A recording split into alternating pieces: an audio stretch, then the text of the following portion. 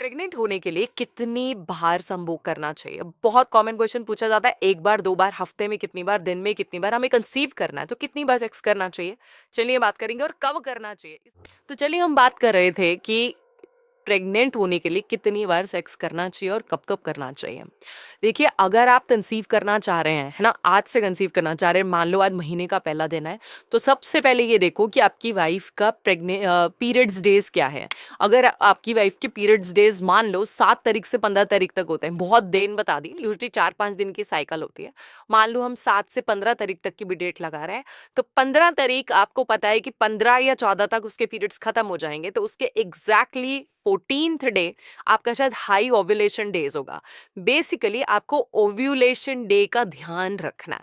अगर आप ovulation days के आस-पास सेक्स परफ़ॉर्म करते हो, तो कंसीव इंस्टेंटली होने के चांसेस हैं।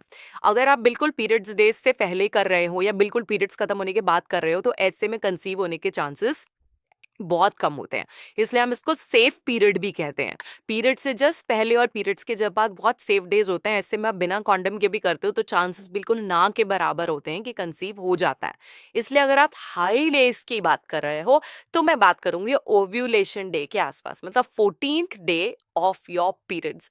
14th डे में अगर मैं बात करूँ तो 13, 12, 15 ये वो पीक डेज़ हैं जब आपकी फर्टिलिटी रेट्स हाई होता है, क्योंकि इन दिनों आप फीमेल की बॉडी में से अंडा रिलीज होता है, मतलब ओवम्स। और ओवम जब स्पर्म के साथ कंटिन्यूएशन में काम करते हैं तो आपका बेबी फटाफट फटाफट से फर्टिलाइज हो जाता है। ये प्रॉब्लम उन फीमेल्स में आती है जिनके पीरियड्स बहुत रेगुलर नहीं है, पीसीओएस के प्रॉब्लम है, शायद नहीं आता, तो ऐसे में कंसीव होने की प्रोबेबिलिटी कम हो जाती है। अब इससे कोई रिलेशन नहीं है कि मेरे को कितनी बार करना चाहिए, दिन में कितनी बार करना चाहिए, ऐसा कोई क्राइटेरिया नहीं है। अगर एक बार कंसीव हो गया तो उसके बाद आप 4-5 बार और भी कर रहे हो तो उससे कंसीव नहीं होगा। मोरओवर अगर आपने ओव्यूलेशन डेज़ के आसपास ही नहीं किया और आप बाकी दिनों में 5-5 6-6 बार कर रहे हो तो भी कंसीव नहीं होगा।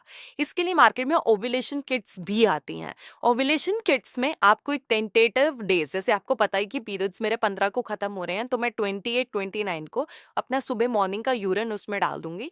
तो जैसे ही डालूँगी तो मुझे पता चल जाएगा कि आज मेरा फर्टिलिटी रेट कितना हाई है। उसके अंदर पैरामीटर होता है कि इससे ज़्यादा ग्रीन, ब्लू, पर्पल, तो वो आपको पता चल जाता है कि हाँ, उन दिनों मेरा हाई है और उस समय आप ट्राई कर सकते हो कंसीव करना।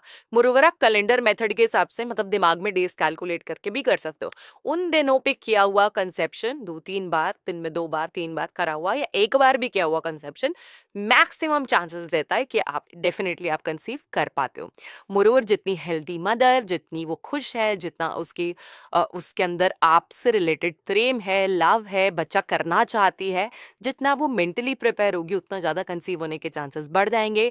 एक ही चीज़ का बैरियर है, हार्मोनल प्रॉब्लम्स, और अगर आप और आपके पार्टनर में ये हार्मोनल प्रॉब्लम्स हैं, तो आपका स्पर्म अच्छा नहीं है या आपकी फीमेल के यूट्रस में कोई प्रॉब्लम है या रिप्रोडक्टिव ट्रैक में कोई इश्यूज हैं, इसमें प्रॉब्लम है, तो गायनेकोलॉजिस्ट का अपॉइंटमेंट आप पहले भी ले सकते हैं। ऐसा ज़रूरी नहीं कि बच्चा कंसीव होने के बाद ही उस डॉक्टर के पास जाना चाहिए। पहले भी आप एक गायनेकोलॉजिस्ट को दिखा के अपनी हार्मोनल प्रॉब्लम्स को ट्रीट कर सकते हैं। ये इंपॉर्टेंट है जानना कि कितनी बार और कितनी समय से ज़्यादा सही समय पर करने से आपको कंसीव होने में ज़्यादा